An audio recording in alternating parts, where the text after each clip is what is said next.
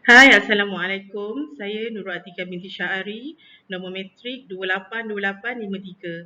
Saya akan menerangkan mengenai konsep dan pelaksanaan sistem federalisme di Malaysia.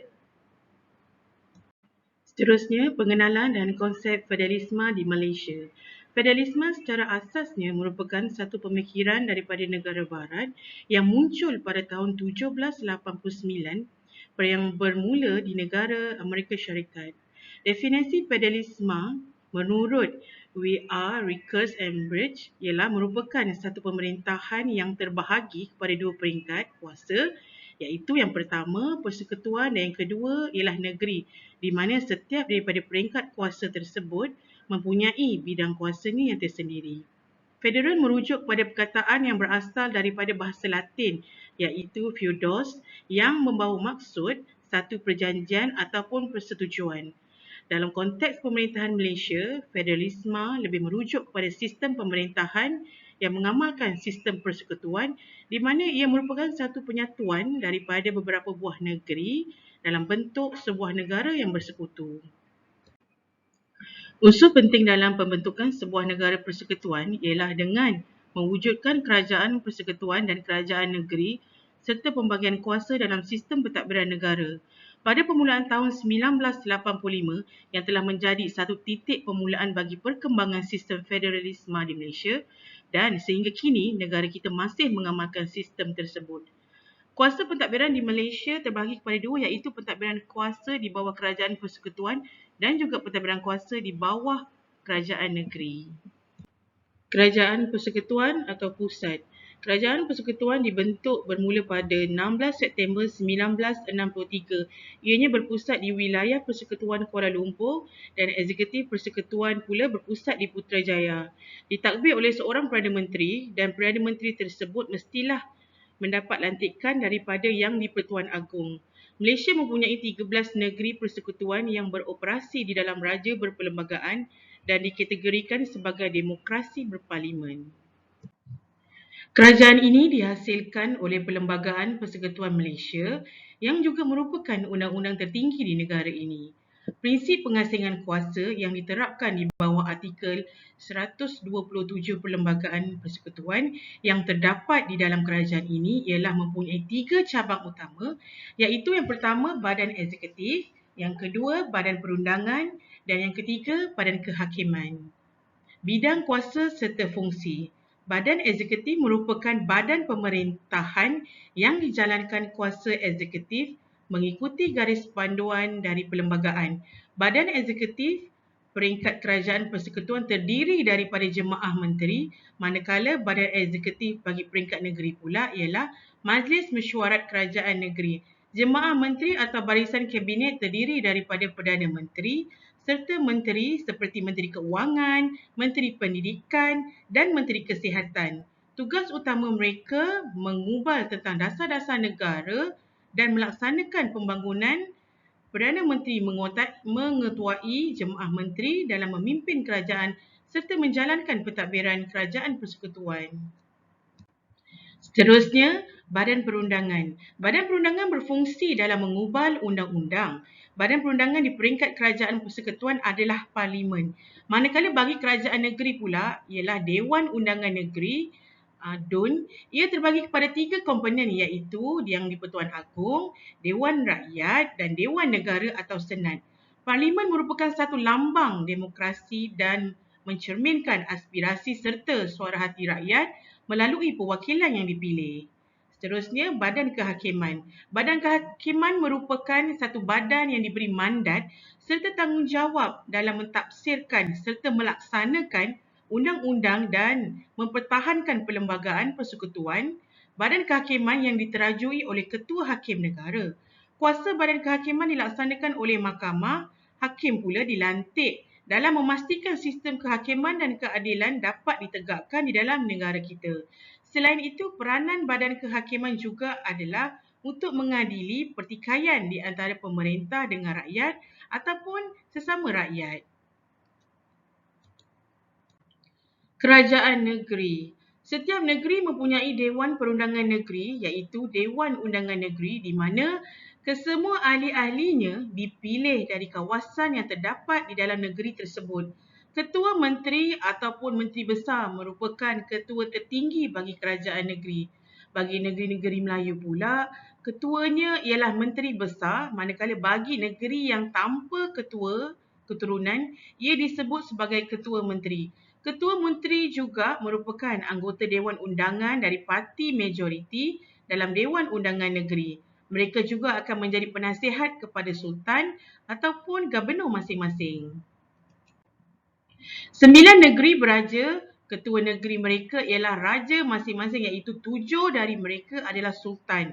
9 negeri tersebut ialah Johor, Negeri Sembilan, Pahang, Selangor, Perak, Kedah, Terengganu dan Perlis. Namun, bagi ketua negeri untuk Pulau Pinang, Melaka, Sabah dan Sarawak, ianya dikenali sebagai Yang di-Pertua Negeri dan kadang-kala ianya disebut Governor. Dalam proses membentuk Persidangan Raja-Raja, terdapat 13 ketua negeri mengikutinya. Namun untuk menjadi Yang di-Pertuan Agong, hanya 9 raja sahaja yang layak diberi jawatan tersebut mengikut Perlembagaan Negara. Ketua negara berperanan di dalam sebahagian besar dalam upacara lantikan Ketua Menteri ataupun Menteri Besar. Namun semua itu perlu mengikut garis panduan daripada Perlembagaan Negara agar ianya tidak terpesong dari tujuan asalnya. Seterusnya, bidang kuasa serta fungsi. Bidang kuasa dari Badan Perundangan Negeri dalam mengikut peraturan pada perkara 73-79 Perlembagaan Persekutuan yang telah diberi mandat kuasa dalam merangka serta membuat undang-undang dalam hal-hal yang berkaitan dan khususnya seperti mengenai tanah, kerja-kerja awam, sektor perhutanan dan sektor pertanian, undang-undang Islam dan cuti umum.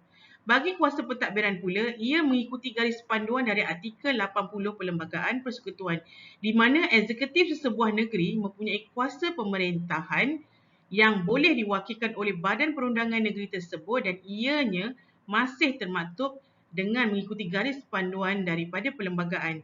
Selain itu, bagi senarai bersama pula, ia merupakan satu perkara yang membenarkan Parlimen dan DUN mengubah undang-undang untuk perkara yang sama. Namun, jika ada percanggahan di dalam senarai bersama, maka perlu mengambil kira pada undang-undang yang telah diluluskan oleh Parlimen dan ianya harus dipatuhi.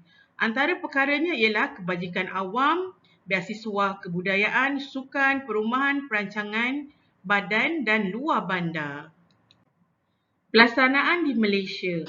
Pelaksanaan sistem federalisme di Malaysia ini melalui pelbagai bahagian, di antaranya melalui budaya politik federal sebagai solidariti sosial. Setiap bahagian di persekutuan dalam solidariti sosial adalah satu bentuk perkongsian, bantuan dan perlindungan yang disampaikan bersama. Tujuan pelaksanaan ini dilakukan pertama untuk menjana pertumbuhan ekonomi yang baik. Persekutuan perlu mencipta sebuah pasaran luas dan besar. Selain itu, dalam menjamin keadilan untuk setiap unit dalam persekutuan dari segi pengagihan fiskal dan pelaksanaan dasar-dasar dalam pembangunan haruslah cekap dan adil. Seterusnya, yang kedua, kewujudan peluang dari persekutuan terutamanya dalam sektor perkhidmatan awam ianya dapat memperluaskan lagi peluang pekerjaan serta kesamarataan dalam pembahagian sektor ekonomi. Dan yang ketiga, bagi melaksanakan satu dasar mengenai kesaksamaan fiskal, persekutuan perlu memberikan kebebasan pada rakyat untuk mengakses pada infrastruktur dan kemudahan sosial. Perkara ini dapat mengelakkan daripada berlakunya jurang besar antara unit-unit persekutuan yang lain. Keempat, menjamin keseimbangan ekonomi di antara wilayah. Satu dasar wilayah perlu dilaksanakan oleh persekutuan. Dengan adanya 4 prinsip ini, sudah pasti jaminan dari segi kesaksamaan status dan kedudukan di antara unit persekutuan dapat dipupuk dengan nilai toleransi yang tinggi serta mendapat kerjasama yang baik di antara wilayah. Isu-isu yang berkaitan dengan sistem federalisme. Pertama, ia terkait rapat dengan hubungan di antara kerajaan pusat dan negeri. Ini kerana ada negeri yang tidak sehaluan arah dan berpendapat dengan kerajaan persekutuan. Selain itu, kegagalan kerajaan persekutuan dalam mengakui perbezaan antara government to governmentis dan party to partyis Dalam perkara ini, mana-mana parti yang memerintah sebagai kerajaan persekutuan perlu mengenepikan pendirian politik mereka. Ini kerana tanggungjawab kerajaan persekutuan adalah mentadbir negara untuk semua, bukannya untuk negeri yang sehaluan dengannya sahaja. Namun, hal yang demikian masih terdapat lagi situasi di mana adanya pembahagian kuasa yang tidak seimbang. Hubungan di antara kerajaan persekutuan dan negeri yang terutamanya berlainan fahaman parti politik akan lebih cenderung kepada ketegangan dan kurang harmoni. Apa yang berlaku apabila kerajaan persekutuan menggunakan kuasanya untuk mengenepikan hak kerajaan negeri, lebih-lebih lagi jika negeri yang diperintah oleh parti yang tidak mengikut telunjuknya. Dan apalah yang lagi parah, mereka akan sentiasa memburukkan parti lawan untuk kekal berkuasa. Seterusnya, sikap bullying tactics di antara kerajaan persekutuan terhadap negeri oposisi harus dihapuskan. Ini kerana apabila berlaku perkara tersebut, ianya merupakan satu kelemahan terhadap pengukuhan kawalan di dalam agihan bantuan, terutamanya dari segi pembangunan.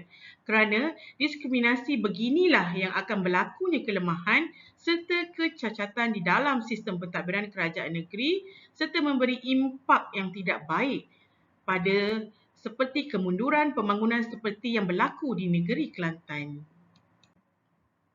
Seterusnya, faktor kejayaan sistem federalisme. Yang pertama, ianya telah tercatat di dalam perlembagaan bertulis. Yang kedua, keperluan kepada pertahanan bersama di antara persekutuan dan negeri. Ketiga, kesediaan taat dan setia pada wilayah yang bersatu. Dan yang keempat, kewujudan pemimpin yang bijak dengan membawa pimpinannya ke arah yang kemajuan. Dan yang kelima, merapatkan jurang persamaan dari segi aspek sosio-budaya. Seterusnya, faktor kelemahan sistem federalisme. Perbezaan dari segi isu bahasa dan budaya sesuatu kaum, kedudukan geografi yang agak jauh yang menyukarkan penyaluran maklumat itu sampai, kepelbagaian etnik, ketidakseimbangan dalam pembahagian kuasa, dan yang terakhir, pembangunan ekonomi yang dijalankan tidak seimbang di antara wilayah. Seterusnya, cadangan penambahbaikan dalam sistem federalisme. Pertama, agen kuasa yang relevan terutamanya dalam penglibatan awam dan terus menaik baik demokrasi pada aras subnasional seperti pengurusan pada sistem pengangkutan awam dan alam sekitar yang boleh diserahkan kuasa tugasnya ataupun dikongsi di antara kerajaan persekutuan dan negeri dengan harapan agar rakyat setempat dapat manfaat dalam pembahagian proses membuat keputusan. Dan yang kedua, pengagihan kuasa perlu dilindungi dengan sikap bertanggungjawab demokratik. Seterusnya, yang ketiga, kerajaan negeri harus meneliti secara terperinci mengenai status dan pemilihan siapa yang layak mendapatkan dan siapa yang tidak layak.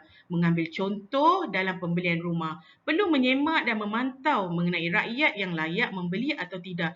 Ini kerana masih lagi terdapat rakyat yang berpendapatan tinggi dapat membeli rumah yang kos rendah dan murah. Pembagian hak untuk rakyat haruslah mengikuti garis yang telah diberikan seperti T20, M40 dan B40 dengan secara telus. Dan seterusnya, kerajaan persekutuan perlu terapkan nilai etika kerja dan sikap yang profesional, telus dan tidak pilih kasih dalam menjalankan urusan pentadbiran serta menghindari sikap diskriminasi terhadap kumpulan Bumiputera. Perkara ini kita boleh lihat terdapat beberapa negeri yang tidak dapat bersaing maju ke hadapan seperti negeri lain kerana kemunduran pembangunan negeri tersebut. Jika semuanya diberi perhatian sama rata, saya percaya bahawa Malaysia akan mengurak langkah menjadi negara maju dan maju dengan segera. Kesimpulan, melalui pengisian yang telah dikemukakan, dapatlah kita fahami bahawa konsep federalisme itu pada asasnya merupakan satu konsep yang dapat menyelesaikan masalah dalam konteks negara Malaysia. Walaupun kita melalui pelbagai krisis, namun sehingga hari ini, baik dari pihak kerajaan maupun negeri dapat menyelesaikan permasalahan tersebut. Namun begitu, bukanlah semua menunjukkan kelemahan sistem tersebut. Terdapat juga kebaikan yang ada dan masih wajarlah ia dianggap sebagai satu ruang dan peluang untuk try and error dalam memantapkan lagi pentadbiran dalam negara kita. Pokok pangkalnya, semua pihak perlu memainkan peranan serta memahami tanggungjawab masing-masing serta batas-batas kuasa mereka. Hal ini amat penting terutamanya bagi mencapai cita-cita kita semua dalam menjadikan Malaysia satu negara maju dan berdaya saing dengan negara luar. Sekian daripada saya. Assalamualaikum.